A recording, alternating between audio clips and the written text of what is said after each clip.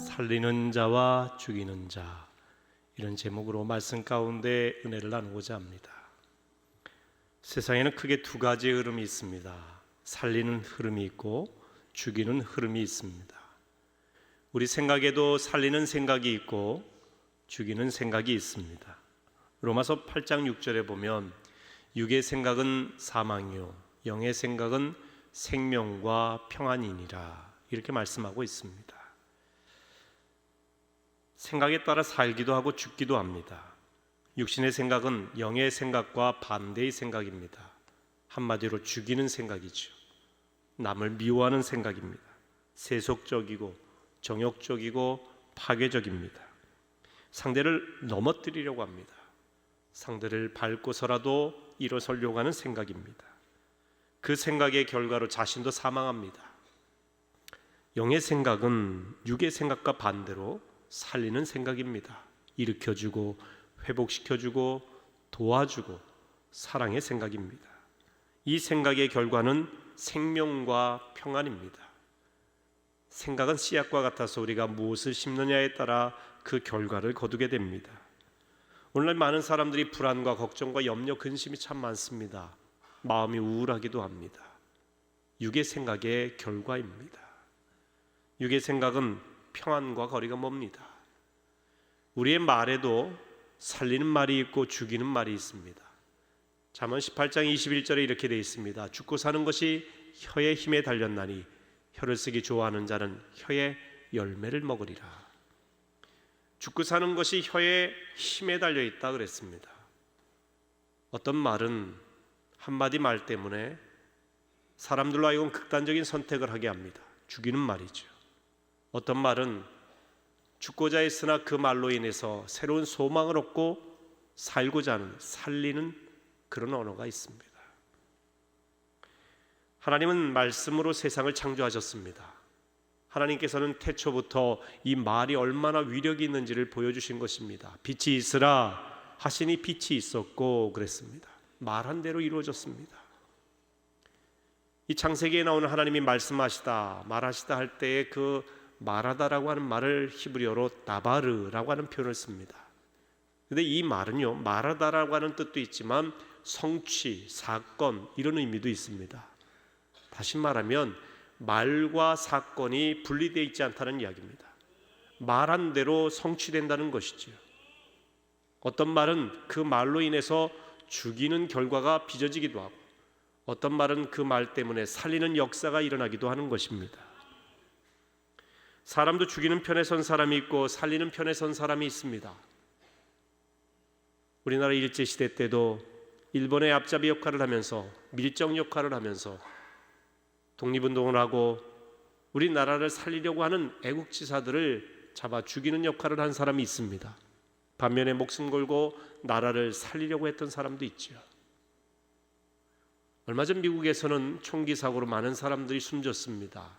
지난 8월 3일에는 미국 텍사스주 엘페소라고 하는 곳, 그곳에 있는 대형마트에서 21살의 백인 청년이 총기를 난사해서 20명이 숨지고 수십 명이 부상을 입는 그런 사고가 일어났습니다.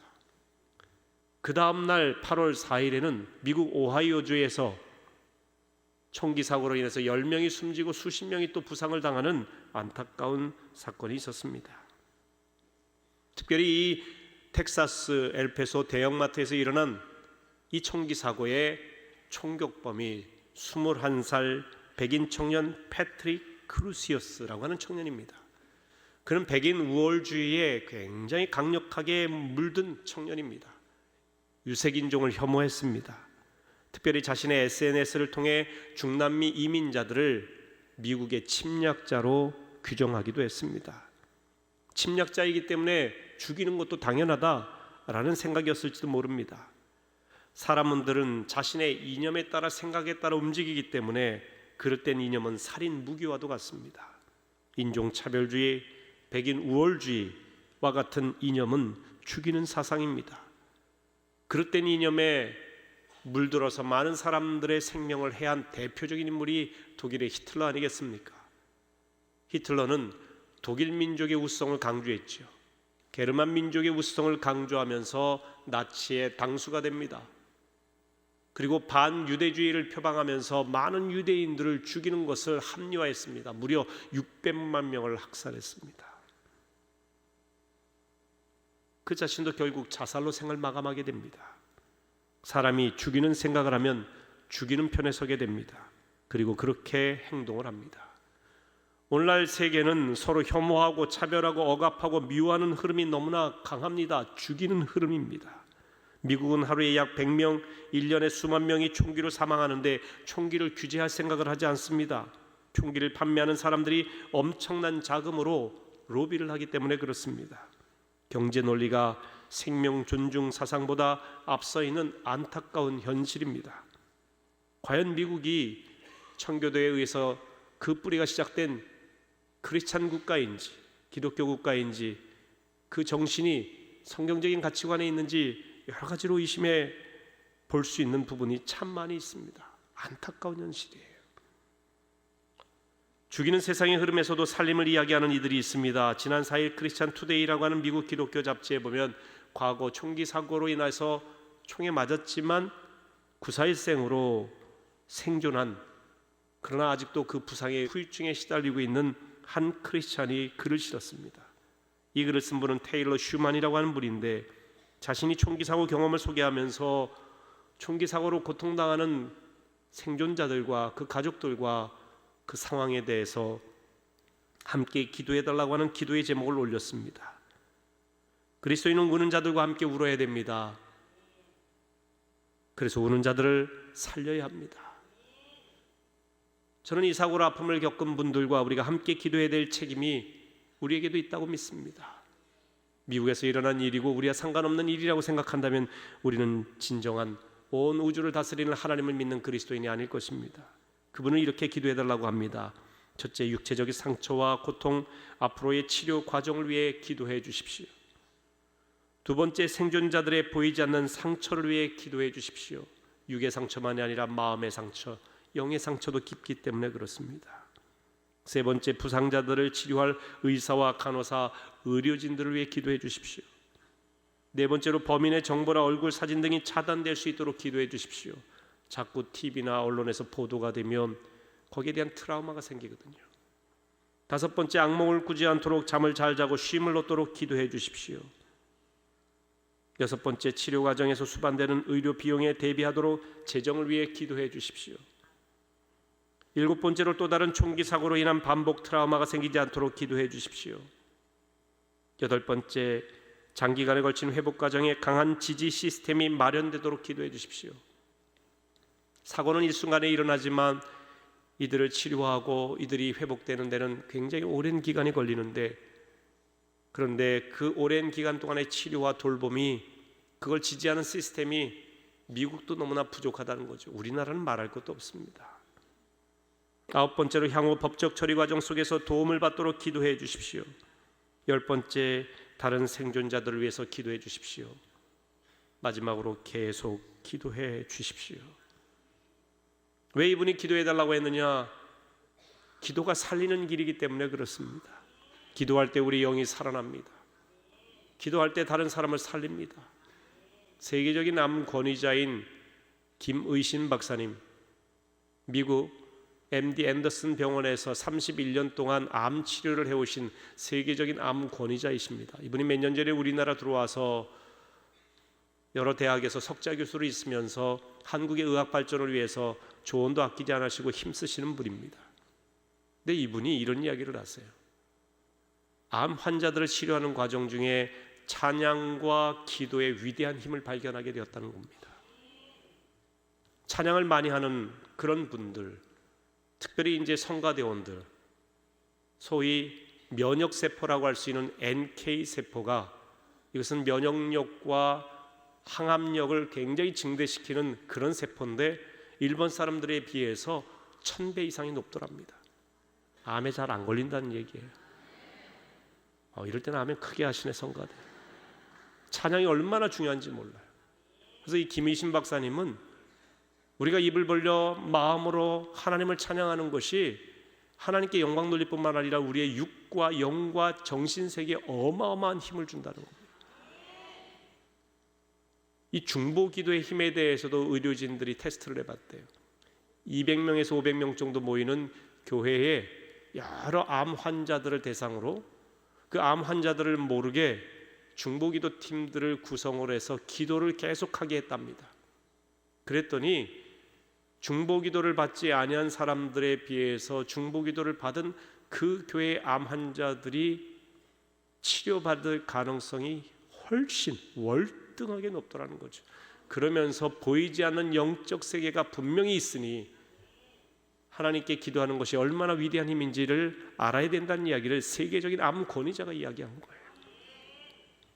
여러분, 기도와 찬송은 살리는 흐름입니다. 기도하고 찬송하시고 말씀 보고 말씀 전하신 여러분 되시기를 축원합니다.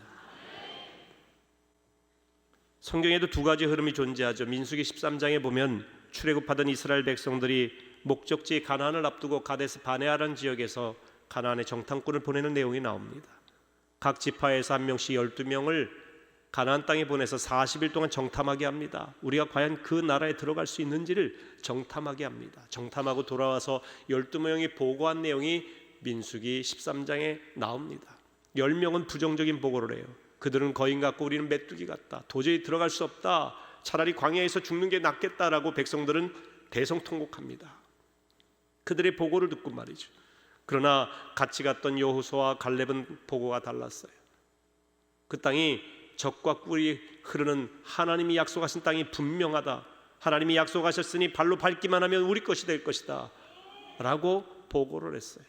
근데 사람들은 여론을 따라가듯이 두 사람의 보고보다는 10명의 보고에 완전히 매몰되어서 절망하게 되죠. 결국 하나님께서 너희 말이 내 귀에 들린 대로 행하리라, 민수기 14장 28절 말씀대로 백성들이 차라리 광야에서 죽는 게 낫겠다 했으니 광야에서 모두 죽게 되는 결과를 맞이합니다. 죽이는 보고를 통해, 죽이는 말을 통해 죽이는 결과가 일어난 것입니다. 부정적인 생각이 부정적인 결과를 맺은 것이죠. 그러나 긍정적인 보고를 하고 살리는 말을 했던 여호수아와 갈렙은 가나안 땅에 들어가게 된 것입니다. 여러분, 어느 편에 서 계십니까? 우리가 계속 말씀을 통해서 배우는 사도 바울은 어느 편이었을까요? 우리는 당연히 사도 바울은 살리는 편, 살리는 자라고 생각할지 모릅니다. 그러나 그의 과거는 그렇지 않았어요. 그가 예수 믿기 전에는요, 죽이는 사람이었습니다. 기독교인들을 죽이는 사람이었어요. 최초의 순교자 스데반을 죽이는데 맨 앞장섰던 사람입니다. 그러나 그가 사도행전 9장에 보면 다메섹 도상으로 예수 믿는 자들을 잡아 죽이려고 가던 그 과정 가운데 부활하신 예수님을 만나죠. 대전환이 일어납니다. 그러면서 그는 살리는 자의 편에 서게 된 것입니다. 예수님 만나면 살리게 되어 있습니다.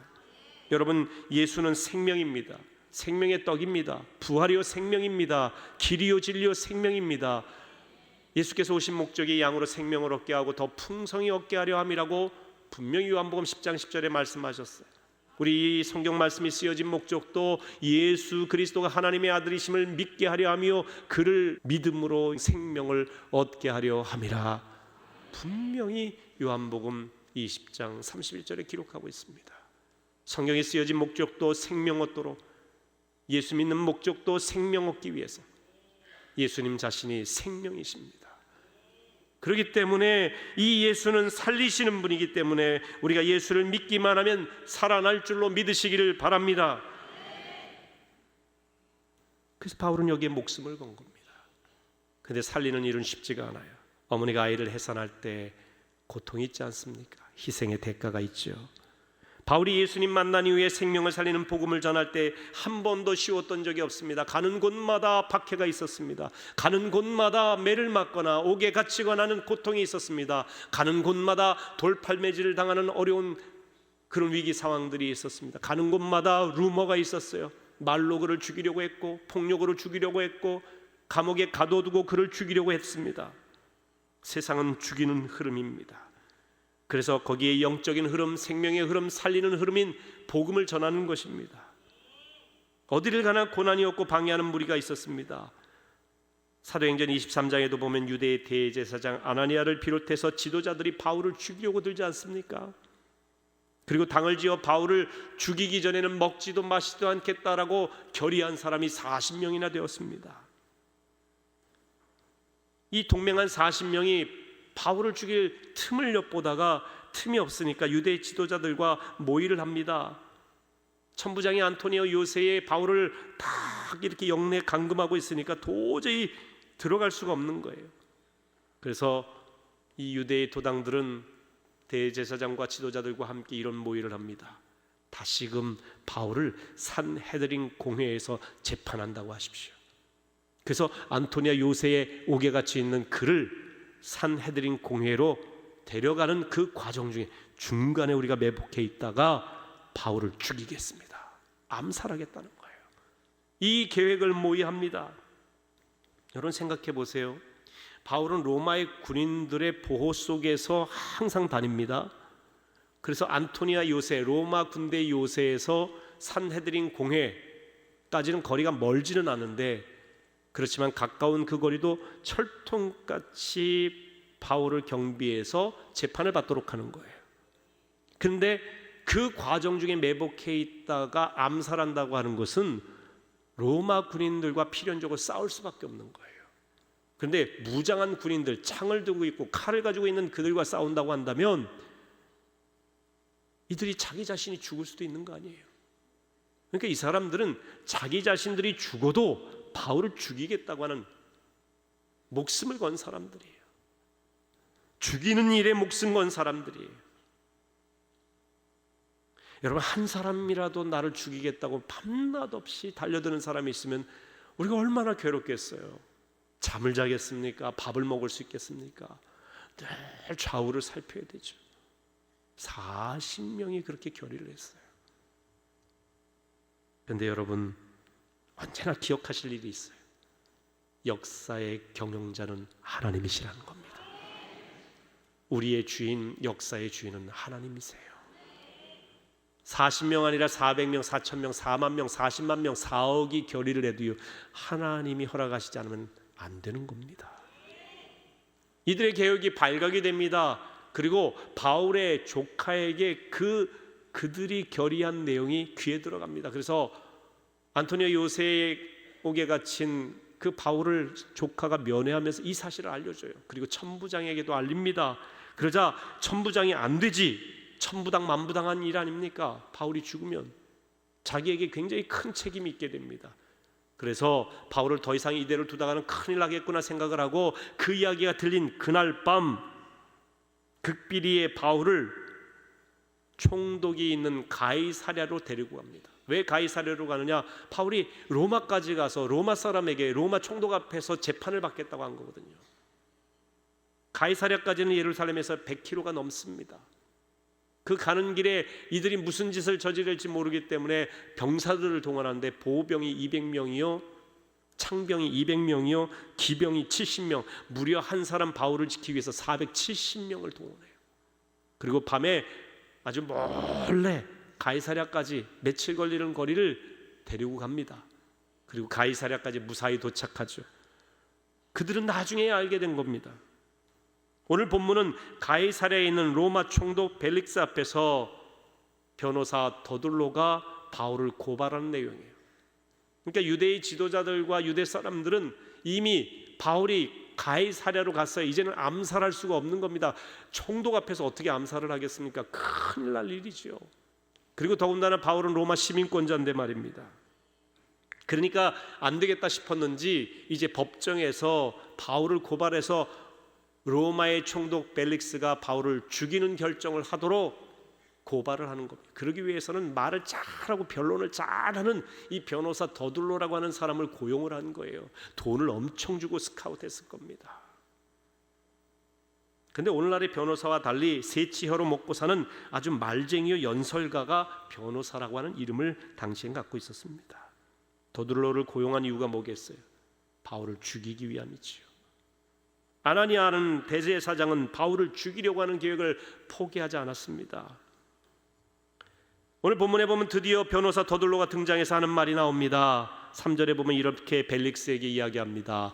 벨릭스가 가요, 우리가 당신을 힘입어 태평을 누리고 또 이 민족이 당신의 선견으로 말미암아 여러 가지로 개선된 것을 우리가 어느 모양으로나 어느 곳에서나 크게 감사하나이다.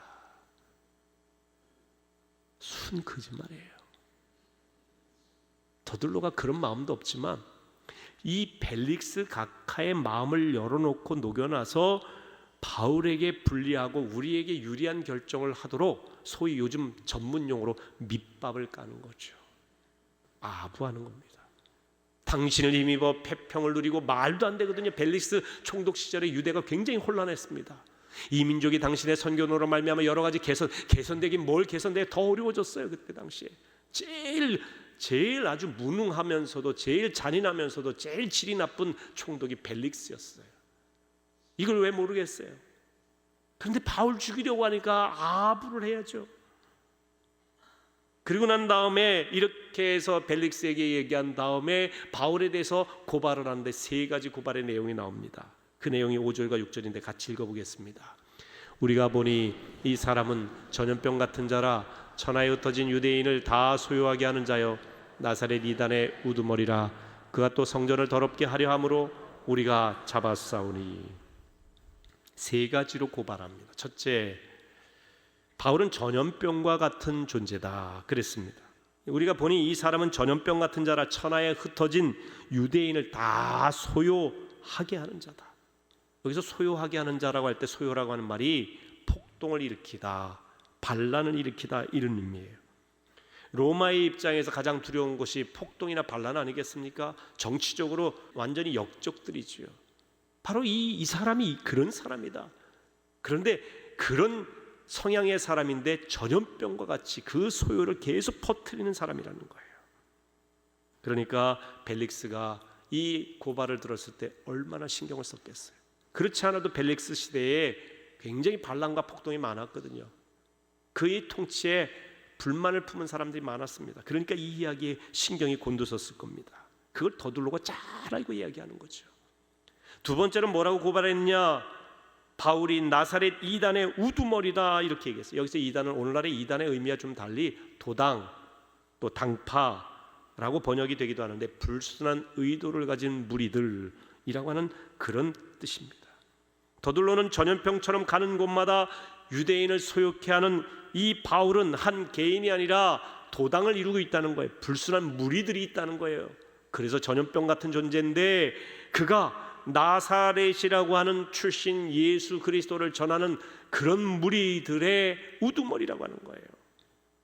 이런 지도자를 가만히 두면 불순한 무리들이 계속 생겨나게 될 것이고 로마 정부도 어려워질 것이라고 하는 내용이 들어있는 것이죠. 3번째, 더들로는 바울이 성전을 더럽게 하는 자다 그렇게 이야기했어요. 사실 더들로는 이 부분을 문제 삼아 바울을 고소하려고 했던 겁니다. 유대인 지도자들이 제일 마음에 들지 않은 것이 바로 이 부분이에요. 바울이 성전을 더럽게 하고 자기들의 기득권을 자꾸 침해하고 성전 중심으로 얻는 자신들의 기득권에 대해서 이 바울 때문에 문제가 생길 것 같거든요. 그런데 로마 정부의 입장에서는 이 문제는 별 문제가 아니에요. 너희들끼리 알아서 해야 될 문제라고 보는 것이죠. 그래서 이 부분에 대해서는 제일 마지막에 이야기를 하는 것이고 이 바울을 잡아 가두고 죽여야 될 목적이 이 로마 정부에 하나 도움이 안 되는 불순한 무리를 이끄는 그런 우두머리라고 하는 것을 앞세웠던 겁니다. 정치적인 공방인 것이지요. 하지만 더들로의 고발은 모두 사실이 아닌 것을 우리는 너무나 잘 압니다. 더들로와 그를 고용한 유대의 지도자들의 목적은 바울을 죽이려고 하는 거예요. 사람을 죽이려고 생각하면 말도 죽이는 말이 나오고 계획도 죽이는 계획을 세우게 됩니다. 주변에 모이는 사람도 그런 사람이 모입니다. 죽이려고 하는 사람은 진실 여부를 중요하게 생각하지 않습니다. 수단과 방법을 가리지 않고 자신들의 목적을 달성하는 것을 중요시합니다. 우리가 하는 일이 사람을 살리는 일이냐, 죽이는 일이냐, 옳은 일이냐, 그런 일이냐, 여기에 대한 판단력이 상실되어 버려요. 누군가를 죽이겠다라고 생각을 하면 수단 방법 가리지 않습니다. 그러나 바울은 자신을 죽이려고 했던 사람과 달랐죠. 바울은 예수의 생명을 전하는 전도자였습니다. 예수를 전염시키는 자였습니다. 더둘러는 바울을 폭동을 일으키는 전염병 같은 존재라고 악평을 했지만 실제로는 바울은 많은 사람을 예수께로 인도하는 예수를 전염시키는 전도자였습니다. 바울에게 전염병 같은 존재라고 하는 말은 그때 당시에 더둘러는 수치스럽게 하기 위해서 말했지만 사실 바울의 입장에서는 영광스러운 칭호였습니다. 더둘러는 더러운 새치의 혀를 놀려서 바울을 죽이는 말을 했지만 실상은 그 말이 바울의 영향력을 이야기해 주는 말이요, 그만큼 바울은 많은 사람에게 예수를 전염시킨 인물이라고 하는 의미가 되는 것입니다. 그는 바울을 죽이려고 말했지만 그의 죽이는 말이 바울이 살린 자임을 증명해 주는 말이 되었습니다. 또한 바울은 나사렛 이단의 우두머리라고 했는데 영적으로 보면 틀린 표현이 아닙니다. 당시 나사렛은 조그만 마을이죠. 사람들에게 주목받지 못하는 그런 마을입니다. 그래서 어떤 사람은 나사렛에서 무슨 선한 것이 나겠느냐, 메시아가 거기서 나온다 이야기하자 이렇게 무시할 정도였습니다. 그런데 예수님께서 이 나사렛에서 성장하셨습니다. 탄생은 베들레헴에서 하셨는데 성장하고 자라신 곳은 나사렛이에요. 나사렛이 고향입니다. 그래서 예수님을 나사렛 예수라고 하는 이유가 거기에 있는 것입니다.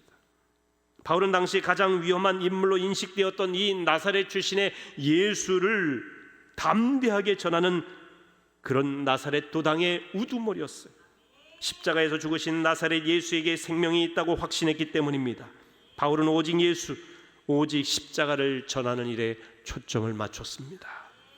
당시 그 누구도 담대하게 예수를 전하지 못할 그 당시에 이 바울은 목숨 걸고 예수를 전했던 것입니다. 그래서 나사렛 도당의 우두머리라고 하는 영광스러운 칭호를 얻게 된 것이죠. 여러분, 우리가 감리교회인데요, 감리교회를 영어로 메도디스트라고 합니다. 메도디스트. 이 메도디스트라고 하는 말은 규칙쟁이, 규칙벌레라고 하는 별로 좋은 의미가 아닙니다. 사실은 벌레예요, 벌레. 옥스퍼드 대학 시절 감리교회 창시자이신 요한 웨슬리 목사님이 그 대학을 다닐 때 영국에 아주 철저하게 신앙적으로 사셨어요. 홀리 클럽이라고 하는 그런 동아리를 만드셨죠. 신성 클럽, 거룩한 모임이에요. 매일 성경 보고 기도하고 성찬을 하며 헬라어와 히브리어 성경 원어로 말씀을 공부하고 교도소를 방문해서 재소자들을 돕고 그들을 예수께로 인도하고 밤에는 배우지 못한 아이들을 위해서 오늘날로 말하면 야학을 열어서 가르치는 일 했어요. 가난한 사람들을 도왔습니다. 병든 자들을 돌보는 일을 했어요. 옥에 갇힌 이들에게 복음을 전했습니다. 날마다 경건생활, 이걸 규칙적으로 날마다 철저하게 했단 말이죠. 그랬더니 당시에 문란한 삶을 살아가고 산업혁명 전후의 시기 아닙니까? 그 시기에 굉장히 경제적인 것에 매여있던 그 사람들이 봤을 때는 이 사람들이 인생 재미없어 보이거든요. 아유, 저 메도디스트 규칙쟁이들 철저하게 저렇게 살아서 뭐해. 그런데 그 메도디스트 철저한 신앙생활을 하는 사람의 의미라고 하는 이 규칙쟁이라고 하는 말이 오늘날 우리 감리교도의 영광스러운 칭호가 된 거예요. 그래서 감리교회는요, 철저한 신앙인들이에요. 어디서나 철저하게 예수 그리스도를 주로 고백하고 예수 그리스도의 십자가 사랑을 깨닫고 언제든지 말씀을 보며 기도하기를 철저히 하고 주일을 성수하며 11조로 하나님 앞에 영광을 돌리고 봉사하기를 철저하게 하고 가난하고 어려운 사람들에게 손을 펴서 정기적으로 꾸준히 도와주는 일을 했던 그 사람들이 메도디스트 감리교도라고 하는 이야기입니다. 사도 바울을 전염병 같은 자다, 나사렛 도당의 이단의 우두머리라고 이 더둘러는 비하하며 그리고 모욕적인 이야기를 했지만 그것이 바울에게는 영광스러운 칭호였던 것입니다. 영향력을 얘기하는 것입니다. 더둘러는 바울을 세 번째로 성전을 더럽히는 자라고 했지만 이것은 이미 유대인들이 바울을 공경에 빠뜨리고자 해서 퍼뜨린 루머라는 사실이 밝혀지지 않았습니까? 그럼에도 불구하고 더둘러는 이 부분을 계속 물고 늘어지는 거예요. 여러분, 사실로 밝혀졌는데 어떤 사람들은 그 사람을 공격하기 위해서 이미 끝난 이야기 가지고 또 끄집어내고 이미 가짜 뉴스라는 게 다 알려졌고 자기도 알고 있는데 그걸로 상대방을 자꾸 무너뜨리려고 하는 말로 사람을 죽이려고 하는 자들이 있단 말이에요. 여러분, 이게 2000년 전 이야기만이 아닙니다. 오늘날도 그런 사람들이 얼마나 많은지 몰라요. 더둘로가 바울을 고발할 때 그 자리에 있었던 많은 유대인들이 그 말이 옳다고 박수를 쳤어요. 옳다 옳다, 소위 박수부대입니다. 사람을 죽이는 거짓말에 박수치는 어리석은 무리였습니다. 더둘로를 고용한 대제사장 아나니아도, 변호사 더둘로도, 그의 고발에 박수치는 유대인들도 모두 죽이는 편에 선 자들입니다. 아나니아는 권력과 물질로 바울을 죽이려고 했고, 더둘로는 물질과 말로 바울을 죽이려고 했습니다. 유대인들은 이에 동조함으로 바울을 죽이려고 했습니다. 여러분, 이러한 죽이는 흐름, 죽이는 자의 편에 선 사람들은 오늘날에도 참 다양하게 많이 있습니다. 어떤 목사님의 이 글에 이런 내용이 나옵니다. 최근에는 중고등학교 급식의 유통기한이 몇 달이나 지난 식재료들이 사용되어 사회적 물의를 빚기도 했습니다. 불량식품은 또 얼마나 많은지 모릅니다. 돈 때문에 사람의 생명이나 먹거리로 장난질을 치는 것, 바로 그것이 살인행위입니다. 건설업자가 더 많은 이득을 챙기기 위해 부실 시공을 하는 것도 그 속에 거주할 사람들에 대한 살인행위입니다. 제조업자가 시설비를 아끼려 공해물질을 배출하여 공기와 강물을 오염시키는 것도 그 공기와 물을 호흡하고 마시는 사람들에 대한 살인입니다. 투기꾼들이 부동산 투기로 선량한 서민들의 자기 집 마련 기회를 박탈하는 것도 노후에 자기 집에서 살고픈 소박한 꿈을 지닌 서민들에 대한 살인입니다. 기준 미달의 값싼 유해 물질로 어린 아이들의 장난감이나 용품들을 만들어 파는 것도 어린이에 대한 살인 행위입니다. 게임 회사가 청소년들의 정신 세계와 심성을 파괴하는 게임을 만들어 돈을 번다면 그것도 미래의 우리 사회를 책임질 청소년들에 대한 살인 행위입니다. 운수업자가 경비 절감을 내세워 운송수단의 정비를 불량하게 하거나 과적한다면 그것도 운송수단을 이용할 승객들에 대한 살인 행위입니다. 의사가 돈 때문에 환자들에게 과잉 치료를 하거나 수술이 불필요한 환자를 수술하는 것도 환자들에 대한 살인 행위입니다. 공무원이 국민의 생명과 직결된 기관이나 시설 점검을 소홀히 하는 것도, 국민의 생명을 지켜야 할 군인이 방산 비리를 저지르는 것도 국민에 대한 살인 행위입니다. 치명적인 가습기 살균제로 이미 많은 인명을 앗아간 업자들이야말로 내국인과 외국인을 막론하고 두말할 나위 없이 죽이는 자들입니다. 사실 우리 주위에는 돈 때문에, 권력을 유지하는 것 때문에 사람의 생명을 모독하거나 해치는 아나니아와 더둘로 같은 사람들이 참 많습니다. 우리가 주의해야 될 것은 우리도 모르는 사이에 죽이는 편에 서서 박수를 치는 것입니다. 누군가를 모함하고 죽이는 그 글에 나도 모르게 동의를 표해하는 것이죠. 그걸 퍼다 날르는 일입니다. 그렇기 때문에 우리는 적극적으로 살리는 편에 서야 됩니다. 적극적으로 예수의 생명을 전해야 됩니다. 바울처럼 적극적으로 목숨 걸고 진리를 지켜야 되는 것입니다. 우리 교회는 2012년부터 사람 사랑 생명 사랑 걷기 축제를 통해 자살 예방 캠페인을 벌이고 있습니다. 저는 이 일이 극단적인 선택으로 스스로 목숨을 끊고자 하는 분들에게 살림의 길을 열어주는 일이라 믿고 지금까지 계속하고 있습니다. 우리나라는 2011년 인구 10만 명당 31.7명이 자살하고 한 해에 15,000여 명이 자살하는 그런 가장 높은 자살률을 보였습니다. OECD 국가 중에 13년째 리투아니아라고 하는 나라가 2018년에 OECD 국가에 들어오기 전까지 우리나라가 1위였습니다. 2019년 중앙자살예방센터에서 나온 자살예방 백서에 보면 2019년에 발간됐지만 통계는 2017년까지의 통계가 나옵니다. 10만 명당 우리나라의 자살률이 많이 떨어져서 24.3명, 그리고 2017년 한 해에 12,463명이 자살을 했습니다. 사실 이게 엄청난 일입니다. 암과 또 혈관계통, 심장질환, 그리고 폐렴, 폐질환, 이 다음이 그 다음에 자살이에요. 그러니까 사망 원인의 5번째입니다. 근데 10대, 20대, 30대의 사망 원인 1위가 자살이에요. 심각합니다. 70세 이상 노인들의 자살률이 세계의 평균보다도 훨씬 높습니다. 연령대를 막론하고 얼마나 많은 분들이 극단적인 선택을 하는지 모릅니다. 가슴이 너무너무 아픈 일이에요. 저는 얼마 전 국회에 들어가서 자살 예방에 관심 있는 국회의원과 보좌진들과 대화를 하면서 자살 예방은 어려서부터 교육하면 훨씬 큰 효과가 있다고 하는 이야기를 전했습니다. 그래서 여러 설문조사를 했거든요. 그리고 아이들을 교육하면서 이 어린아이 어렸을 때부터 아이들에게 생명 존중의 교육을 할 때 자기 생명이 귀하고 다른 생명의 귀중함을 알려줄 필요가 있다는 거예요. 근데 이 교육을 할 수 있도록 법을 좀 만들어 달라. 예산을 책정해 달라. 국영수는 배우고 심지어 엉뚱한 것 많이 배우는데 자기 생명의 소중함을 알리는 이 생명 존중에 대한 교육에 관한 법도 없고 그걸 의무적으로 좀 하게 해달라. 그리고 인터넷상의 자살 사이트나 자해 사이트와 같이 죽이는 사이트를 차단할 수 있는 법을 좀 만들어 달라고 강력하게 호소를 했습니다. 주님은 한 영혼이 천하보다 귀하다고 하셨는데 그 귀한 영혼이 스스로 목숨을 끊으면 하나님 마음은 얼마나 아프시겠습니까? 이런 이들에게 안부를 묻고 관심을 갖는 한 사람, 우리의 말을 통해서, 살리는 말을 통해서 그분들에게 다가갈 때에 그 한마디 말이 사람을 살릴 수 있다는 거예요. 당신 곁에 내가 있다라고, 내 곁에 나를 사랑하고 이해하는 한 사람이 있다라고 하는 인식만 가지면 사람은 달라집니다. 이런 사람을 전문적인 용어로는 게이트 키퍼라고 하고, 또 어떤 분은 키퍼슨, 열쇠가 되는 사람.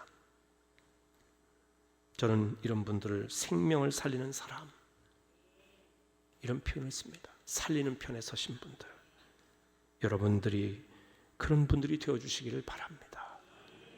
그래서 9월 둘째 주 세계 자살 예방의 날을 앞두고 해마다 우리 교회는 사람 사랑, 생명 사랑 걷기 축제를 하는 겁니다.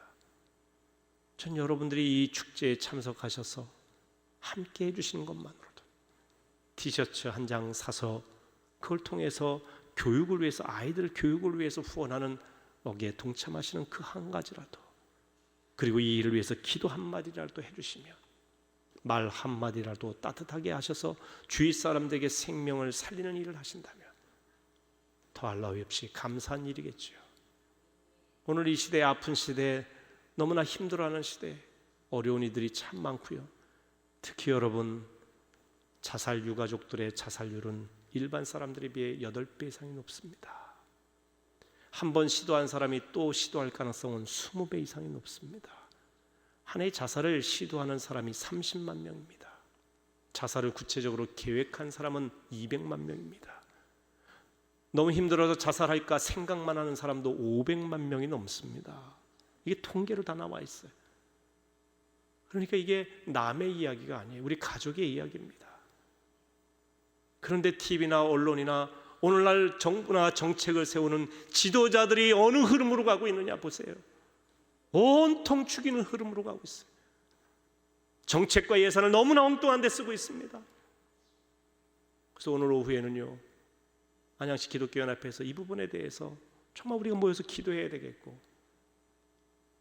우리가 이런 정책을 세우는 이 지도자들에 대해서 가만히 있을 수 없지 않습니까? 간절히 기도해야 돼요. 여러분의 일이 되고 여러분 자녀의 일이 될 겁니다. 살리는 편에 서셔야 돼요. 그것도 적극적으로 살리는 편에 서야 돼요.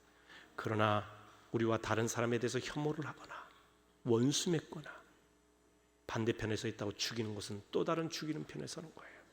그래서 우리는 기도하는 것이고 예수의 방법으로 하는 것이고, 혐오하거나 미워하는 방법이 아니라 더 큰 그리스도의 품으로 하고자 하는 것입니다. 우리 이 시간 기도하시겠습니다.